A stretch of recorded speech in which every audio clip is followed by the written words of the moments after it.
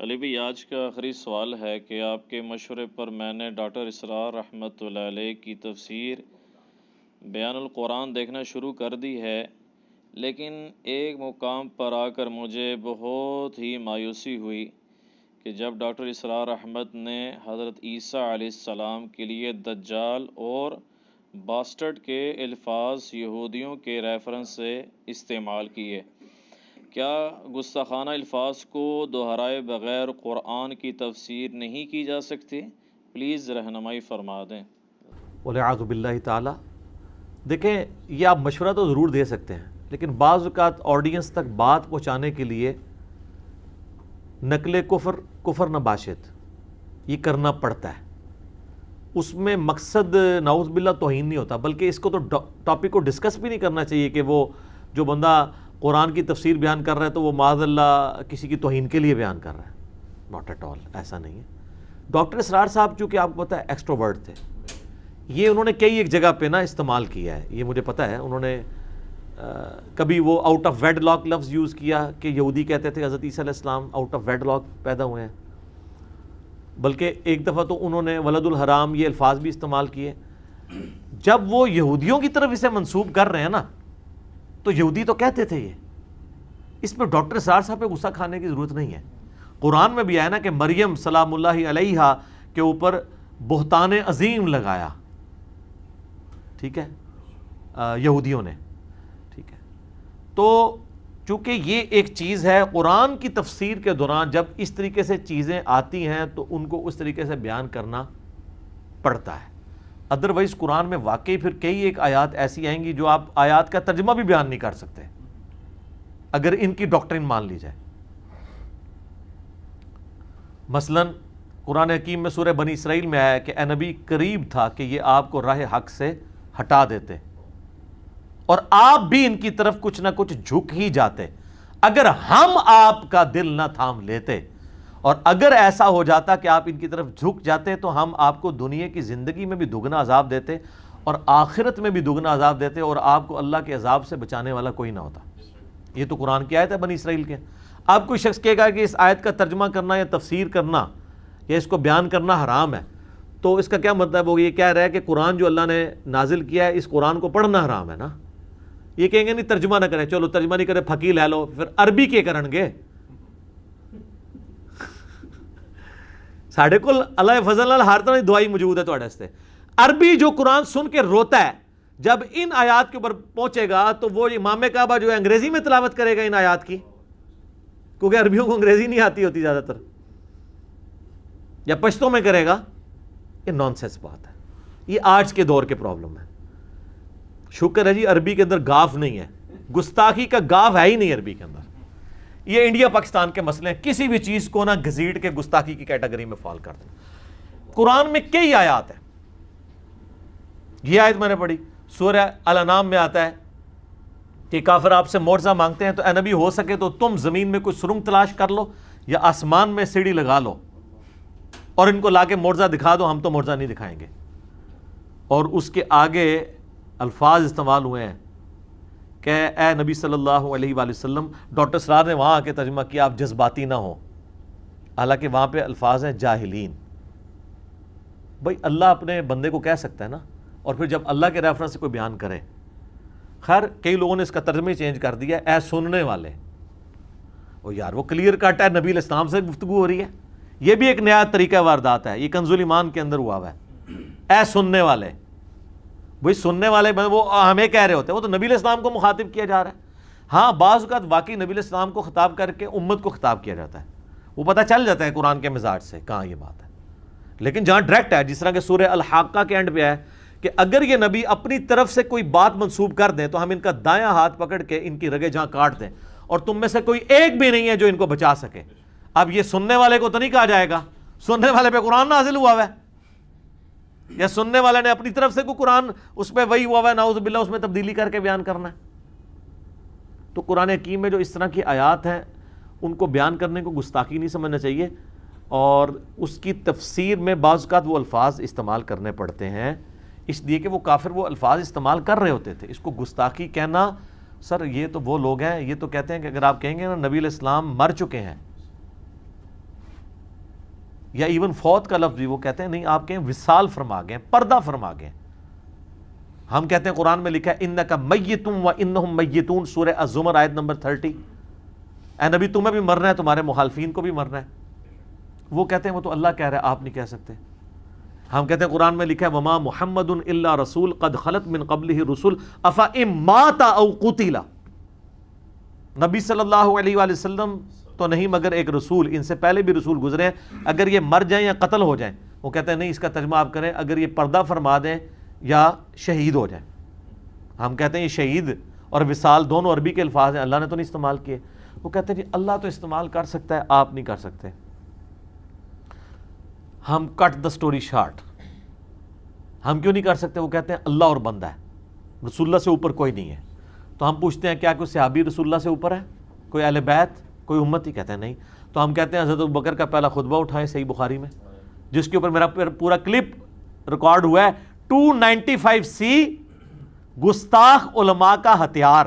میں نے علماء کو گستاخ کہا ہے، وہ جو توہین رسالت پہ شیک ہے پاکستان کے آئین میں۔ یہ کلپ میرا دیکھیں، اس میں نے کہا کہ حضرت ابوبکر صدیق پہ بھی انہوں نے 295C لگوا دینی تھی۔ بخاری میں موجود ہے، حضور کی میت کے اوپر آ کے پہلے کفن ہٹا کے بوسہ دیا، باہر آ کے ممبر پہ خطبہ دیا حضرت ابوبکر نے، اور پہلا جملہ بولا الا، کان کھول کے سن لو، من کان یعبد محمدن فإن محمدن قد مات، اگر تم میں سے کوئی محمد کی عبادت کرتا ہے یا کرے گا تو جان لے کہ محمد مر چکے ہیں۔ تو ڈاکٹر طارق القادری صاحب کہتے ہیں جی قرآن میں ہے کہ جو اللہ کی راہ میں مارا جائے اسے مردہ مت کہو۔ وہ کہتے ہیں رسول اللہ کو آپ مردہ نہیں کہہ سکتے۔ سر رسول اللہ کو ہم مردہ نہیں کہہ رہے، ہم کہہ رہے ہیں رسول اللہ مر چکے ہیں۔ ہم تو کہہ رہے ہیں یا تو نبی ہے، آخرت کی زندگی میں زندہ ہے۔ حضرت ابوبکر نے یہ نہیں کہا کہ وہ مردہ ہیں، کہا کہ مر چکے ہیں، دنیا سے جا چکے ہیں، اب آخرت کی زندگی میں موت آئی ہے ان کو۔ یہ دو باتوں کو مکس نہ کریں۔ تو من کان یعبد اللہ فإن اللہ حی لا یموت، جو اللہ کی عبادت کرتا تھا وہ جان لے اللہ زندہ ہے، اللہ کو ابھی موت نہیں آئے گی۔ یار حضرت ابوبکر نے ایک فرضی جملہ بولا ہے، نہ قرآن تھا نہ حدیث تھا۔ پہلے تو حضرت ابوبکر صدیق رضی اللہ تعالیٰ پہ معاذ اللہ یہ بات کرو نا کہ تم نے کس نے جرت کی ہے، کوئی کر سکتا ہے؟ اپنے ایمان سے یاد دو بیٹھے گا۔ پھر انہوں نے اپنی بات کی دلیل میں سورہ الزمر آیت نمبر 30 تلاوت کی اور سورہ آل عمران 144 جو میں نے تلاوت کی ہے۔ تو حضرت ابوبکر تو اللہ نہیں ہے۔ انہوں نے بہار شریعت کے شروع میں عقائد متعلقہ نبوت میں لکھا ہے اعلیٰ حضرت کے خلیفہ نے، اور یہ وہ پورشن ہے جو اعلیٰ حضرت نے خود لفظ بلفظ پہلے 3 حصے پڑھے ہوئے ہیں۔ وہ کہتے ہیں کہ جہاں قرآن پاک میں اللہ تعالیٰ نے اپنے نبیوں پر گرفت کی ہے، یہ عطا فرمایا ہے، ان آیات کا درس دینا بھی حرام ہے، تلاوت کے علاوہ نہیں کر سکتے۔ اسی میں سے تو عبرت پکڑنی تھی کہ اللہ تعالیٰ کا تو کوئی پیغمبر بھی رشتہ دار نہیں ہے، تو تم لوگ کہاں سے رشتہ داریاں نکال رہے ہو؟ اللہ تعالیٰ تو اپنے معاملات کے اندر بالکل سٹریٹ فارورڈ ہے۔ اور سورہ الاعراف میں آیا ہے کہ ہم نے قصہ آدم اور ابلیس تم سے اے بنی آدم اس لیے بیان کیا کہ جس طرح تمہارے ماں باپ کو ورگلایا تھا کہیں شیطان تمہیں نہ ورگلا دے، اور اس سے آگے تو بڑے سخت الفاظ ہیں کہ تمہارے ماں باپ کے کپڑے اتروا دیے تھے۔ یہ ہوتے کہتے ہیں کہ اللہ یہ ہاتھ ہولا رکھ، کپڑے لو آ چڑھے رہے، تھوڑا سکپ کر دے۔ لیکن اللہ تعالیٰ نے مقصد ہے سمجھانا۔ کافروں نے بھی اعتراض کیا تھا نا کہ یہ مکڑی کی مثال اور مکھی کی مثال کیوں؟ اللہ نے کہا اللہ نہیں شرم محسوس کرتا، اللہ کا مقصد بات سمجھانا ہے، ٹھیک ہے؟ اللہ کا مقصد قطعاً یہ نہیں ہے کہ اس نے جو ہے وہ نعوذ باللہ من ذالک اس وجہ سے لوگوں کو چھوڑ دینا ہے کہ وہ لوگ یہ کہیں گے کہ یہ الفاظ کیسے استعمال کیے، بھائی آخری لیول تک سمجھانا ہے۔ تو اس طرح ڈاکٹر اسرار صاحب رحمہ اللہ نے جو یہ الفاظ استعمال کیے ہیں یہ یہودیوں کے، یہودی کہتے تھے، یہ حقیقت بات ہے کہ وہ انہیں آؤٹ آف ویڈ لاک مانتے تھے۔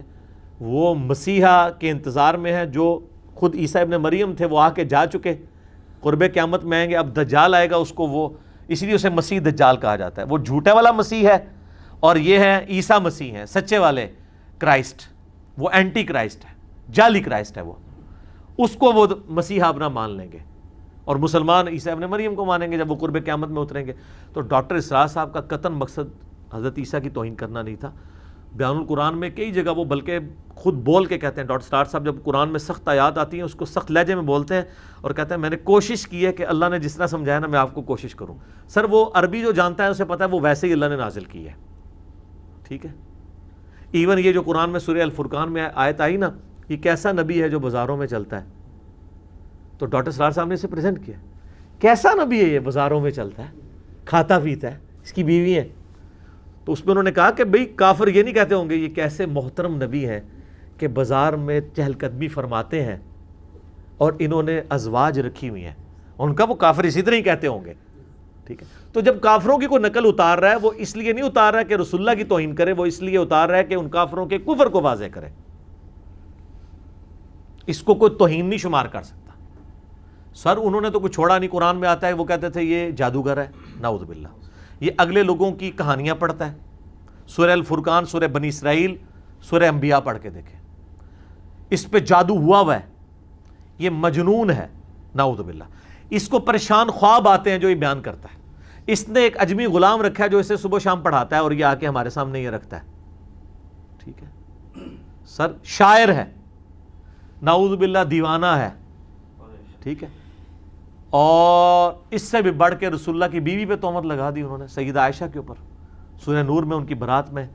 یہ تو سب سے سخت بات تھی نا کہ ایک نبی کی پاکیزہ بیوی کے اوپر تہمت لگے اور حضور اس کی وجہ سے 40 دن پریشان رہے ہیں. ٹھیک ہے نا، کتنی تکلیف سے آپ گزرے. تو اس طرح کی جو مثالیں نبی علیہ السلام کے بارے میں کافروں نے یعنی باتیں بیان کی اور اس کو سمجھانے کے لیے کوٹ کرنا پڑتا ہے، اسے گستاخی نہ شمار کریں. آپ دیکھیں سورہ الانعام میں آتا ہے کہ یہ نبی کو اس طرح پہچانتے ہیں جس طرح اپنے بیٹوں کو، اور پریکٹیکلی انہوں نے بیٹا ہی بنایا ہوا تھا. وہ کہتے تھے ان کی کالی داڑھی ہے، ہم تو اتنے بڑے بڑے بابے بزرگ بیٹھے ہوئے ہیں قلعوں کے اندر مدرسے کھول کے اپنے یہودیوں کے، ہم اس کی بات کیوں مانیں. ٹھیک ہے، اسی کانٹیکسٹ میں نے یہ بات کی تھی نا ایک دفعہ کہ وہ تو نبی علیہ السلام کو ایک ینگ بوائے ٹھیک ہے کے طور پہ سمجھتے تھے. وہ کہتے ہیں اس نے نبی کے لیے چھوکرا لفظ بول دیا. وہ میں نے نہیں بولا، وہ بولتے تھے، وہ تو اس سے آگے بولتے تھے. وہ تو نعوذ باللہ کہتے تھے یہ پیغمبر ہی نہیں ہے، اس نے رسول اللہ پہ جھوٹ باندھا ہوا ہے، نعوذ باللہ. تو جب ہم یہ بات کرتے ہیں وہ یہ کہتے تھے تو ہم نہیں توہین کر رہے. اگر آپ کہتے ہیں یہ الفاظ بدلنے ہوں گے تو سر قرآن کو تو نہیں بدلا جا سکتا، احادیث کو نہیں بدلا جا سکتا، جو الزامات لگے ان کو تو اس طریقے سے تو نہیں بدلا جا سکتا. الزامات موجود ہیں، ہم رسول اللہ کے دفاع پہ کھڑے ہیں. ٹھیک ہے، تو آگے پیچھے سے ان باتوں کو نہ لیں ورنہ پورا قرآن و حدیث ہی آپ کو بدلنا پڑے گا. وہ مذاق کے لیے کہتے ہیں نا، ایک بندے نے قرآن کھولا تو اس نے دیکھا قرآن میں شیطان کا نام اتنی دفعہ ہے، اس نے کہا اتنی پاکیزہ کتاب میں، تو اس نے اپنے دوست کو کہا کہ میں نے آج جناب قرآن میں شیطان کا نام کاٹ دیا ہے. تو انہوں نے کہا کیا کیتا ہے؟ انہوں نے کہا کسی جگہ تیرا نام لکھ دیتا ہے، کسی جگہ اپنا نام لکھ دیتا ہے تاکہ کم از کم کتاب تے پاک ہو جائے. تو انہوں نے شیطان کا نام ہی کٹانے کی کوشش کرنی ہے کہ قرآن نو پاک کریے.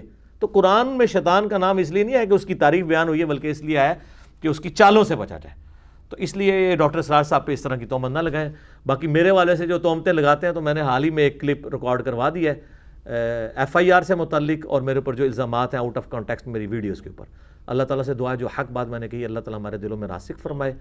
سبحانک اللہم و بحمدک اشہد ان لا الہ الا انت استغفرک و اتوب الیک وما علینا الا البلاغ المبین. جزاکم اللہ خیرا.